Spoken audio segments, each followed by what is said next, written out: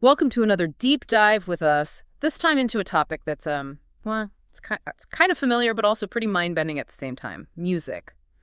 But not just any music. We're talking about a potential cosmic connection between the frequencies of planets and the music we make here on Earth. So, we're going to be diving into some research from Cosmic Frequencies, a planetary 12-tone scale.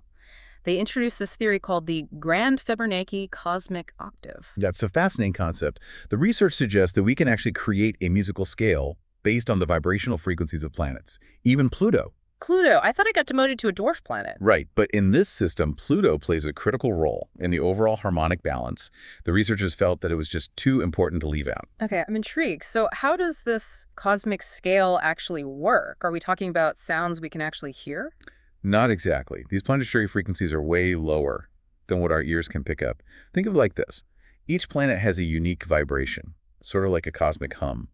And the researchers have mapped those vibrations to notes in a traditional 12-tone musical scale. So it's like each planet is playing its own note in a giant cosmic orchestra. That's a great way to put it. And just like a traditional scale, the notes in this cosmic octave ascend in a specific order. I'm guessing it's not as simple as just assigning random notes to planets, though. How did they determine which planet gets which note? They used a combination of astronomical data and a method called logarithmic scaling. It's similar to how octaves work on a piano, where each octave doubles the frequency of the one before it. This approach ensured that the notes, while not spaced like in our typical Western music, they still create a clear ascending order. Okay, so there's a method to the cosmic music madness. Can you give us a quick tour of this planetary scale? Which planet gets which note? Let's start with our sun, the heart of our solar system, of course. It vibrates at a frequency that corresponds to a low C. Moving up the scale, we have Pluto at C sharp, followed by Mercury at D. So even though Pluto's not officially a planet anymore, it still gets a prime spot in this cosmic orchestra. Exactly. And the researchers argue that its inclusion is crucial for the overall harmonic balance. Next up, we have Mars at D sharp, Saturn at E, and its rings at F. Interestingly, some planets, like Saturn and Jupiter, have rings that actually vibrate at a frequency distinct enough to warrant their own notes on the scale. Wow, so even planetary rings get to join the cosmic band. Yes.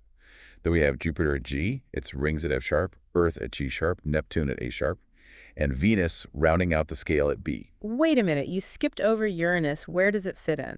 That's where it gets even more interesting. To accommodate Pluto and maintain that 12-tone structure, the researchers combined Uranus and its rings into a single note. Hey. So it's like Uranus and its rings are performing a duet, but why combine them? Couldn't they have given them separate notes, like Saturn and Jupiter? It all comes down to their frequencies, while Jupiter's rings have a distinctly different frequency from the planet itself. Uranus and its rings vibrate at very similar frequencies, almost like they're one big harmonious system. So it's not just about squeezing everything into 12 notes, it's about accurately reflecting the actual vibrations happening out there in space. Precisely. And this merging of Uranus and its rings actually highlights a key principle in the research, the idea of resonance. It's not just about individual frequencies, but how they interact and create harmony. Okay, I'm starting to see how this goes beyond just assigning notes to planets. It's about understanding how these frequencies relate to each other, and maybe even to us here on Earth. Exactly. And that's where things start to get really fascinating. The researchers found some intriguing connections between these planetary frequencies and the resonant frequencies of our own DNA and brainwave activity. DNA, brainwaves. Hold on.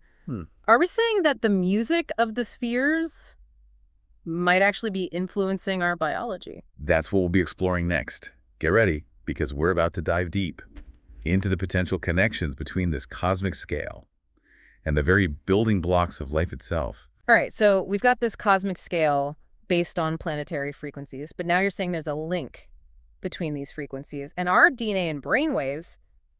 That's a pretty big leap. It is, and it hinges on this concept of fractals. Have you ever noticed how certain patterns in nature seem to repeat themselves at different scales, like the branching of a tree resembling the veins in a leaf, or the spiral of a seashell echoing the shape of a galaxy?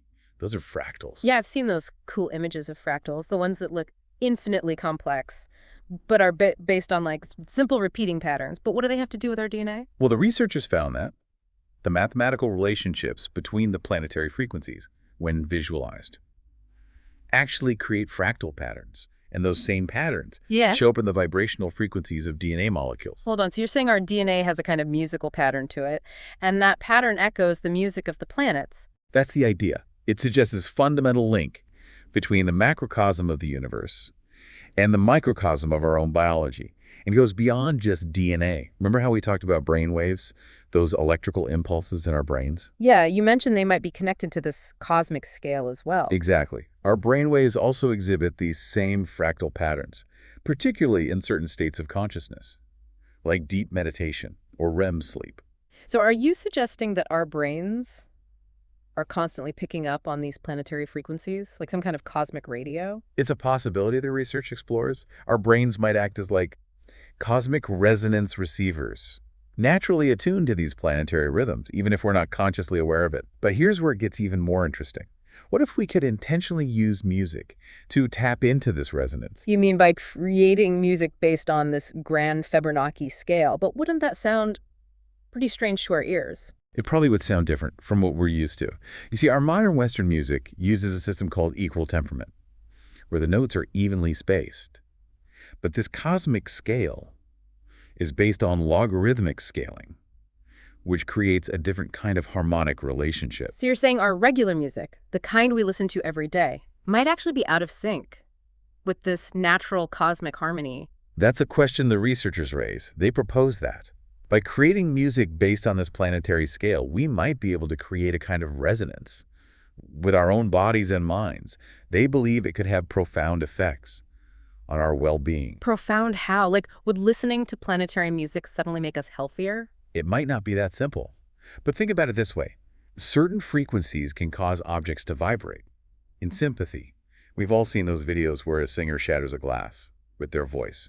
That's an example of resonance. Okay, I see where you're going with this. Are you saying that music tuned to these planetary frequencies could create a similar resonance within our bodies, maybe even influencing our DNA and brainwaves? It's a fascinating possibility. And there's actually some evidence to support this. Think about sound therapy, which uses specific frequencies to promote healing and relaxation. Some of these frequencies, like 528 hertz, are already thought to have a positive effect on DNA repair. And 528 hertz aligns with this cosmic scale. Yes. It corresponds to the note C on the grand Fibonacci scale. It suggests that its effectiveness in sound healing might stem from its resonance with these natural cosmic harmonics. That's pretty amazing. But I have to ask, what would this planetary music actually sound like? Would it be some kind of mystical space music? Or could we have, like, planetary rock anthems? That's a question that's still being explored. There's no one definitive sound to this cosmic scale. It would depend on how musicians choose to interpret and arrange these frequencies. So instead of just listening to music, we might be able to use it as a tool to tune ourselves to the rhythms of the universe. Exactly. Imagine a world where music isn't just entertainment, but a powerful tool for healing, self-discovery, and even expanding consciousness.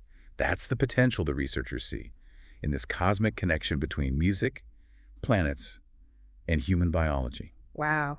So where do we go from here? How do we explore this potential and maybe even start creating this planetary music? This is all pretty mind-blowing stuff, and I'm sure our listeners are just as eager as I am to learn more. So we've been talking about this incredible connection between planetary frequencies and our DNA and even our brainwaves. It's like suddenly music has become this powerful tool, almost like a key to unlocking hidden potential within us. So where do we go from here? What are the practical implications of all of this? That's the exciting part. The possibilities are vast. Imagine musicians creating entirely new instruments, specifically designed to be tuned to this cosmic scale, instruments that could produce sounds and harmonies that resonate deeply with us, perhaps even unlocking emotional and spiritual experiences we haven't even imagined yet. It's like a whole new world of sonic exploration is opening up. Not just new instruments, but a whole new way of composing music. Exactly. Imagine composers using this scale to create music, specifically designed to enhance certain brain states.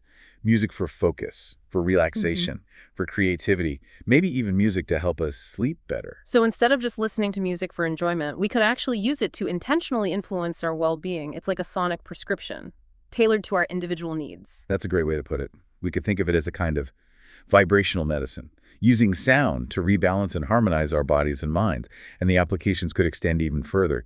Imagine using these planetary frequencies in therapy, maybe as a tool to help people access deeper states of relaxation, or process trauma. Yeah, I'm starting to see how this research could be a real game changer in fields like music therapy and sound healing. Absolutely. Mhm. And there's even potential for this knowledge Mm. to impact our understanding of the universe itself. Some researchers speculate that these vibrational patterns Yeah. might be a universal language, a way for us to communicate with other potential life forms out there. Oh, so instead of sending out radio signals, we could be beaming out cosmic symphonies into space. That's a first contact scenario I'd love to witness. But before we get too carried away with intergalactic concerts, I have to ask, are there any potential downsides to all of this? What about the ethical implications of using sound to influence people's minds? You raise a very important point.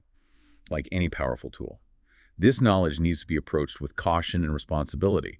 We need to ensure that these discoveries are used for the benefit of humanity, not for manipulation or control. It's a good reminder that every advancement comes with a responsibility to use it wisely. But overall, this deep dive has been incredibly inspiring. It's opened up a whole new universe of possibilities, not just for music, but for our understanding of ourselves and our place in the cosmos. I agree. It's a reminder that there's still so much we don't know, and that the world of sound and vibration holds incredible potential waiting to be unlocked. So for our listeners who are now buzzing with all these ideas, what's the next step? Where can we go to explore this further? Start by simply listening. There are already artists and composers out there experimenting with music based on these planetary frequencies. Explore the world of sound healing and vibrational medicine. And most importantly, stay curious. This is a field that's ripe for discovery, and who knows what amazing things we might find. As we delve deeper into the mysteries of sound and the cosmos, It's like we've been given a glimpse into a whole new dimension of experience. So to everyone listening, we encourage you to keep exploring, keep questioning, and keep those ears open to the music of the universe. Thanks for joining us on this incredible journey.